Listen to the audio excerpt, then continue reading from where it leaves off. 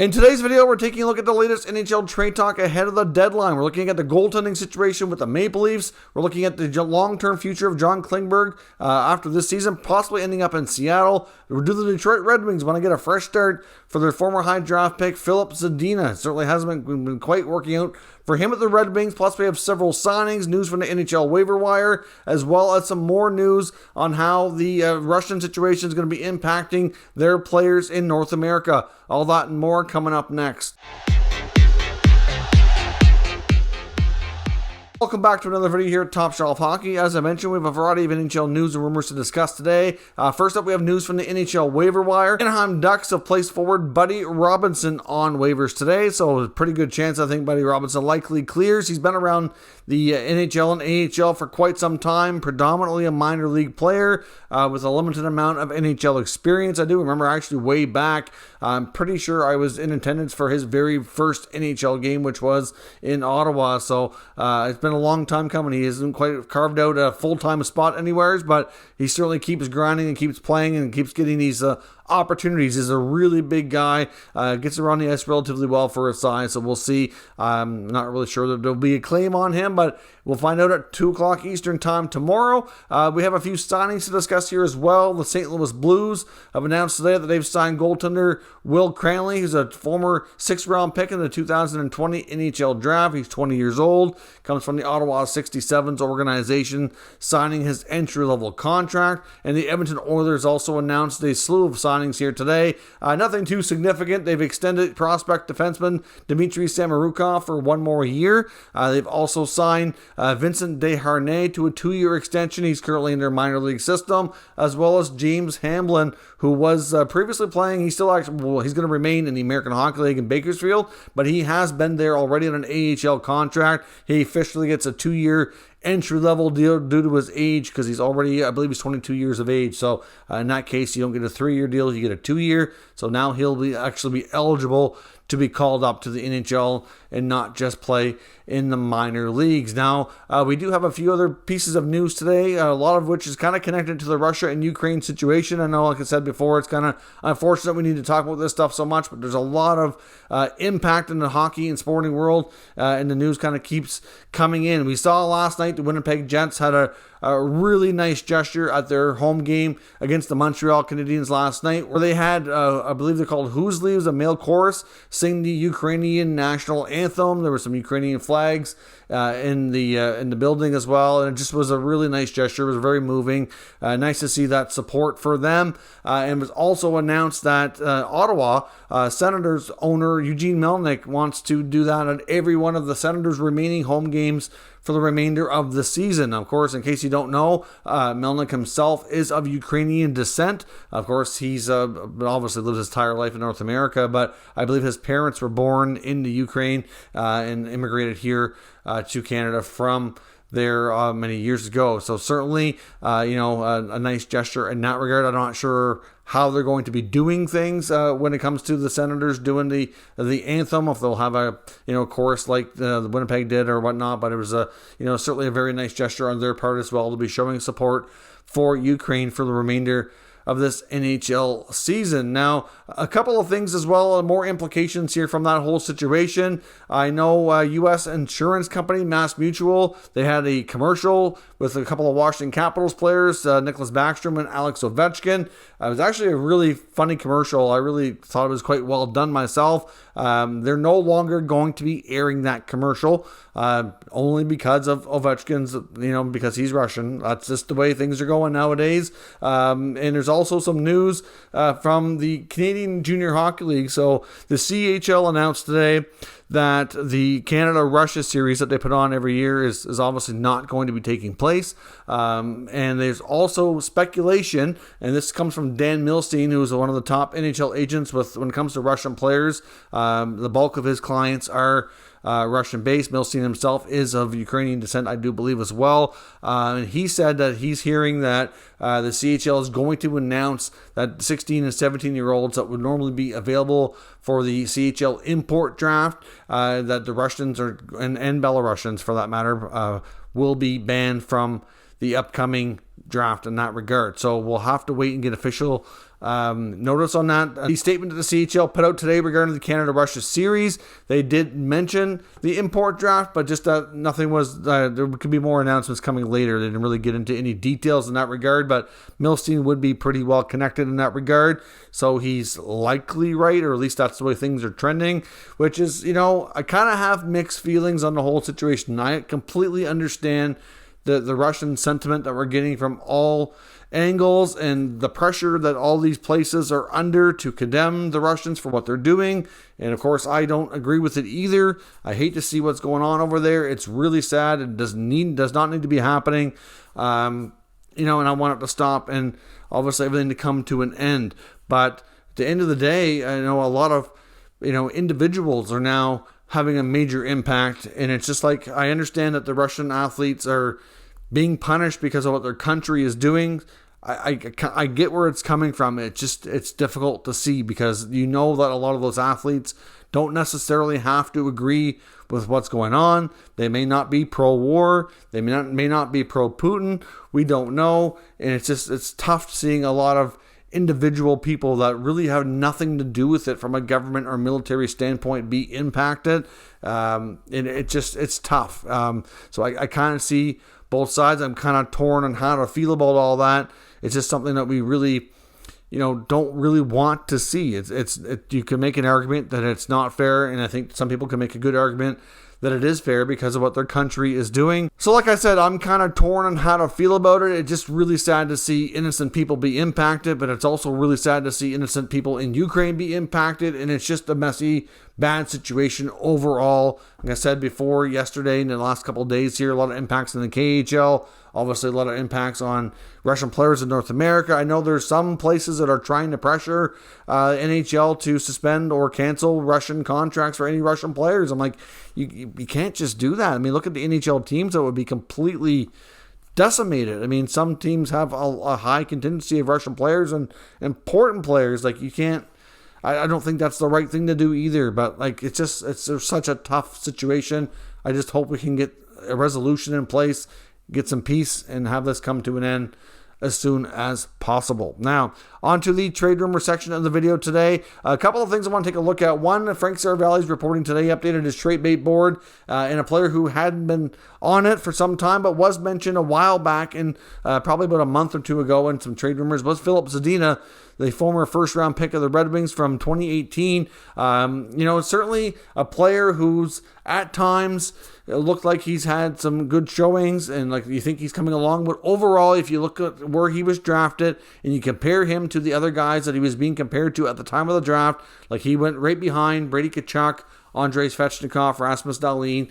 And if you look at that draft class and the top guys there, he's just way behind on the development and production from the guys that he was drafted, and likely is going to be compared to here for a long time. Like at one point in that draft going into it, there were times in some draft ranking services had Zadina as high as 2, 3, 4. Like, he dropped a little bit to Detroit at 6, but it's a situation where he's just not living up to the hype so far. And as much as he seems to get opportunities, he's kind of viewed upon as being more of a perimeter player. And he's not really able to be that Alex Ovechkin or Steven Stamkos type who can not necessarily have to get to the dirty areas, who has that, a wicked enough shot from their office in the face-off circle to be a big-time goal scorer.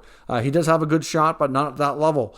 So it's really hard to say, but there's word out of Detroit based on Saravalli sources that they might feel here that it's a time to get him a fresh start and move on from the player. I would suspect if they do trade him, they would probably look to find another higher ranked former prospect, like, somebody who also was also drafted, higher in the first round that might not be in the best situation either, where they can do a similar swap. That might be something that they look to. Of course, we know Detroit is certainly, on they're still rebuilding for sure, but they're kind of slowly working their way out of it. They certainly had a big improvement this year, I think it's fair to say, in their team. Maybe they use him as a trade piece to get another, maybe it's not necessarily a young player who's a former first-round pick. Maybe it's another player who's, a younger player, a little bit more established. They can package Zadina maybe with something else to get a nice piece to work with the rebuild here that could fit in well as well. So we're not quite sure exactly what's going to happen. No guarantee he gets traded, but he's certainly new to the trade bait board in a situation for us to watch here. If it doesn't happen now, it very well could happen in the offseason. Of course, Elliotte Friedman and Jeff Merrick both were talking today about John Klingberg, and they feel that there's quite a good chance that long-term he might end up at the Seattle Kraken. Now, of course, we know he wants out of Dallas. He's made that perfectly known and basically made a formal trade request earlier in the season once they kind of come to the conclusion that a new contract was not going to come together and he's likely going to be extended because they were nowhere near what he was looking for. I wouldn't necessarily see the Kraken trading for him ahead of the trade deadline, and of course at this point it's hard to say 100% that he does get dealt. A lot of that's going to depend on the Dallas Stars playoff situations themselves. If the Stars remain in the playoff hunt, they may, decide to hang on to him, even though he wants out. They might choose to keep him as like their own rental, or they may not. It's hard to say, but it's not a given that he gets dealt. But either way, the offseason when he's a free agent, they feel that Seattle is an excellent landing spot for him. They have the cap flexibility to pay what he's looking for. They have the room on their roster. Yeah, he's the kind of player that they could use, obviously, with some, a veteran guy in the back end, especially if Giordano leaves via trade or free agency as well. Not only on the blue line, but somebody who can be a leader, potential future captain, provide some offense from the back end and be an all-around solid player for them. So it does make sense that Klingberg very well could end up with the Kraken here in the summertime. Hard to say exactly where he goes at the deadline. Still a couple of teams that remain to be the most discussed as far as the rumors go for linking to him would be the Carolina Hurricanes and the Florida Panthers. I think that's the most likely trade destinations. There was reports that the Maple Leafs had engaged the Dallas Stars in trade conversations, but apparently the Leafs rejected the offer from Dallas for what they were looking for, believed to be it's just a little bit too much for their blood. I believe they're looking for a first-round pick and as well as a high-end prospect, and it just wasn't going to work out for Toronto's sake. They did not want to spend their first-round pick and a top prospect on somebody who's a rental player, somebody who's going to stick around with some term. They would certainly consider that. Now, speaking of the Maple Leafs, do they need some help between the pipes? Now, we're not going to be talking about an actual official trade rumor here, but this is more an article that comes from Steve Simmons, and before anybody jumps all over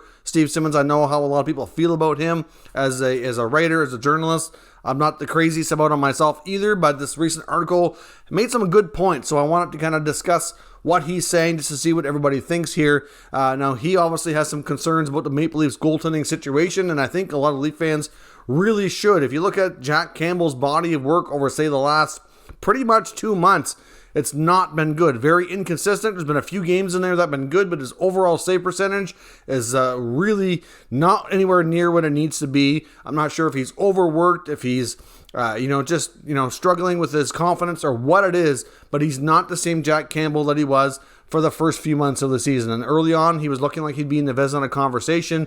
Now, not so much. We've seen him be pulled on multiple occasions. Peter Mrazek appears to be running with the net right now, even though he's not really doing a great deal better. He did pick up the win the other night against the Washington Capitals, which was good. But still, obviously, like I look at that game with the Red Wings and the Maple Leafs back in the past week here, were all goalies, all four goalies on both sides.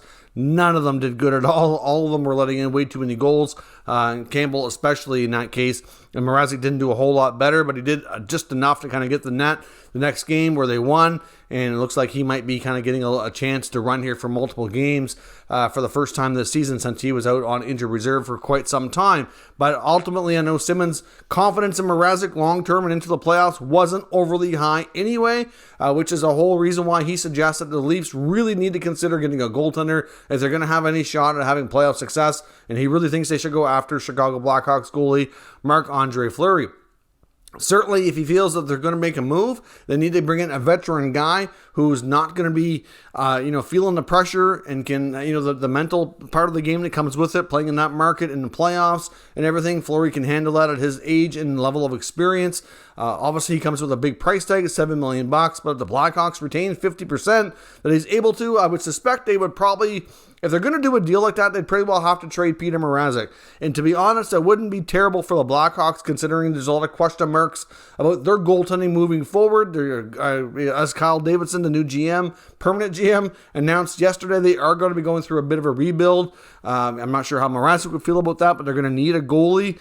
Certainly going to kind of, hold down the fort here for for a couple of years while they go through some tough times. And Mrazek could be that guy, not making a ton of money, $3.5 million for a couple more years.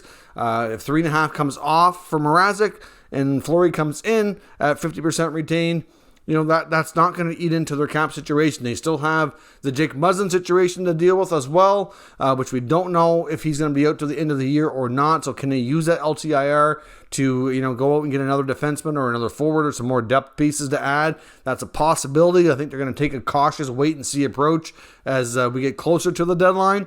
But at the end of the day, it's not a terrible scenario. Now, do we see this happening? I think the odds are slim. For starters, I know, for example, Chris Johnson was just on TSN just a short time ago before I recorded this video saying he doesn't think Toronto or Edmonton is actually going to pull the trigger on a goaltending move ahead of the deadline. We've heard Elliot Friedman and Jeff Merrick both saying how they, certainly have concerns about the Leaf goaltending situation and think that maybe they should look at making a move. They never really linked them to any specific things or saying that they were actually having conversations about it, just that they thought they should consider it.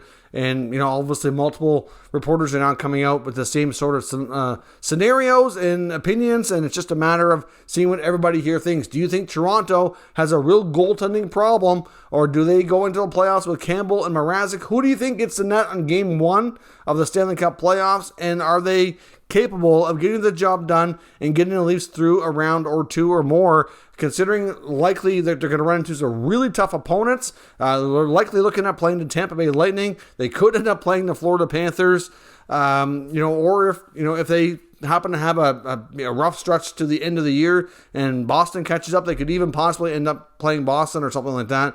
But, at the end of the day here, they're going to have a really tough first-round opponent, and it's not going to be an easy task. So it's going to be tougher than probably all the other years when they have faltered in the playoffs. So can the goaltending hold up? Let me know what you think down in the comments. We'll discuss further. If you're new to this channel, make sure you subscribe and stick around. We'll keep you up to date with all the latest news, rumors, and analysis on all 32 NHL teams. Thank you for watching, and I'll catch you next time.